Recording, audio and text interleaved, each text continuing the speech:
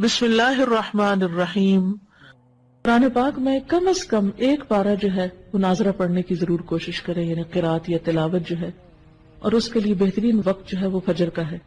اگر آپ صبح کے وقت اٹھتے ہیں تو سحری کے وقت میں دو اہم کام کر سکتے ہیں۔ ایک تو استغفار کی کثرت، یعنی اس وقت کی تسبیح آپ استغفار کر لیں۔ آپ اگر اس وقت مزید نفل پڑھنے کا وقت نہیں ہے، سحری لگا رہے ہیں، کام کر رہے ہیں، گھر والوں کو جگا رہے ہیں اور کچھ نہ کچھ کام آپ کی ذمہ ہے، تو چلتے پھرتے استغفار کو لازم کر لیں، کیونکہ تیسرے پارے میں آپ نے پڑھا تھا سحری کے وقت وہ استغفار کرتے ہیں، تو اس وقت آپ کثرت سے استغفار کریں۔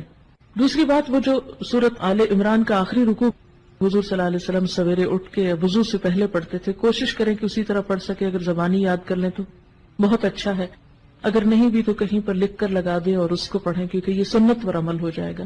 اب ہوتا کیا کہ عام طور پر خواتین کیا کرتی ہیں، آپ نے سحری کی، مرد حضرات تو چلے گئے مسجد، آپ پیچھے سے کچن صاف کرنا شروع کر دیتے ہیں۔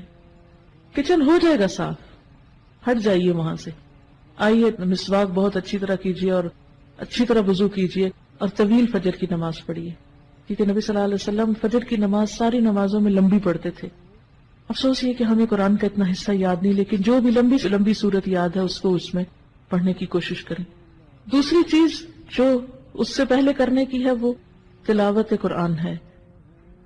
ان قرآن الفجر کان مشہودا، اس کو مس نہ ہونے دیں، جتنی توفیق ہے۔ جو لوگ زیادہ تیز پڑھ سکتے وہ کم از کم پارہ پڑھ سکتے ہیں، زیادہ بھی پڑھ سکتے ہیں۔ تو سورج نکلنے سے پہلے تک آپ کیا کریں، فجر کی نماز اور تلاوت میں وہ وقت گزاریں، اور بہت عبادت کا بہترین وقت ہے۔ پھر اس سے پہلے کہ سورج طلوع ہو آپ کیا کریں، صبح شام کی دعائیں جو ہیں مسنون اذکار وہ کر لیں۔ صبح شام کے مسنون اذکار یعنی وہ دعائیں جو نبی صلی اللہ علیہ وسلم صبح شام پڑھا کرتے تھے، آپ مسنون دعاؤں کی کسی بھی کتاب سے لے سکتے ہیں۔ اس سلسلے میں ایک کتاب وَإِيَّاكَ نَسْتَعِينُ کے نام سے الہدا سے شائع کی گئی ہے۔ اس میں ان دعاؤں کی سند، فضیلت، پڑھنے کا طریقہ اور اردو اور انگریزی ترجمہ بھی موجود ہے۔ تو اگر زبانی نہیں آتا تو آپ دیکھ کر پڑھ لیں۔ پھر کیا ہے کہ سورج نکل آیا، اگر اس وقت آپ تھوڑا سا اور انتظار کر لیں یہ ذکر اذکار کر کے، تو دو نفل جو ہیں وہ پڑھ کے پھر آپ اٹھیں۔ لیکن اگر بیچ میں آپ کو بچوں کو اسکول بھیجنا ہے یا کوئی اور کام کرنا ہے تو آپ وہ کام کر سکتے ہیں، کر کے آ کے دو نفل ضرور پڑھ لیں، کیونکہ وہ جو دو نفل ہیں وہ دن بھر کے لیے کافی ہیں، آپ کو اللہ تعالیٰ بہت سے آپ کے کام اپنے ذمے لے لے گا۔ اس کے بعد پھر تھوڑی سی ہلکی سی دعا کر کے پھر آپ کچن میں چلے جائیں۔ اب آپ دیکھیں گے، اب آپ جو کچن میں جائیں گے برکت بھی ہوگی، راحت ہوگی، دل کی عجیب خوشی ہوگی۔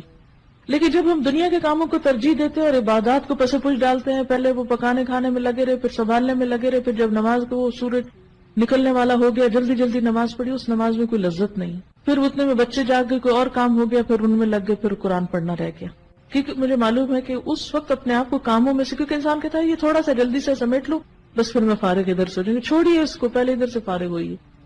پھر اس کے بعد آپ اپنا آرام سے جو بھی کچن وچن سنبھالنا ہے، جو کرنا ہے، پھر اس کے بعد آپ یہاں آنے کی تیاری کر سکتے ہیں۔ اور اگر آپ کے پاس کچھ اور وقت بیچ میں ہے، ہر ایک کی چونکہ مصروفیات فرق ہیں، اس لیے میں تھوڑا سی یہ ٹپس دے رہی ہوں آپ کو۔ ہو سکتا ہے آپ تو اس سے بہتر پروگرام رکھتے ہوں، لیکن شاید میرے جیسوں کو کچھ ضرورت ہو اپنے آپ کو روٹین میں اس طرح لانے کی، تو آپ کوئی کتاب پڑھ سکتے ہیں یا ذکر اذکار چلتے پھرتے کر سکتے ہیں، گھر کو سمیٹ سنبھال لیجئے، پھر آپ آ جائیے، پھر آپ یہاں قرآن پاک سنتے ہیں۔ کیونکہ علم کے رستے پر ایک ایک قدم جو انسان نکل کر آتا ہے اس کا بے پناہ اجر ہے، اور مل بیٹھ کے جو ہم پڑھتے ہیں اس کی ایک اور ہی برکت ہے۔ اور پھر اس کے بعد آپ یہاں اگر کوشش کریں ظہر کی نماز پڑھ کر جائیں، اگر یہاں نہیں تو گھر جا کر فوراً ہی پھر آپ ظہر کی نماز پڑھیں، اور پھر اس کے بعد یہ ہے کہ اگر آرام کرنا ہے کچھ دیر آرام کر لیں تاکہ پھر شام کی عبادت جو ہے رات کی اچھی ہو۔ تو پھر اس کے بعد ہر ایک اپنے اپنے روٹین کا کام کر سکتا ہے۔ پھر خاص طور پر افطار کے قریب جو ہے وہ تھوڑا سا اپنے آپ کو روحانیت کی طرف پھر لائیں، افطاری لگا لیں، کر لیں جو بھی کرنا ہے، 5 منٹ دیں، 3 منٹ دیں، 2 منٹ دیں، 10 منٹ دیں، حسب توفیق جو کسی کو اویلیبل ہے۔ کہیں پر بھی ہیں آپ، اپنے گھر میں یا کہیں افطار کرنے گئے ہیں یا کوئی آپ کی طرف آیا ہے یا آپ کسی گاڑی میں بیٹھے ہوئے ہیں، افطار سے پہلے کے چند لمحے انتہائی قیمتی ہیں، دعاؤں کی قبولیت کا وقت ہے، اس میں پھر دعا کی طرف رجوع کریں۔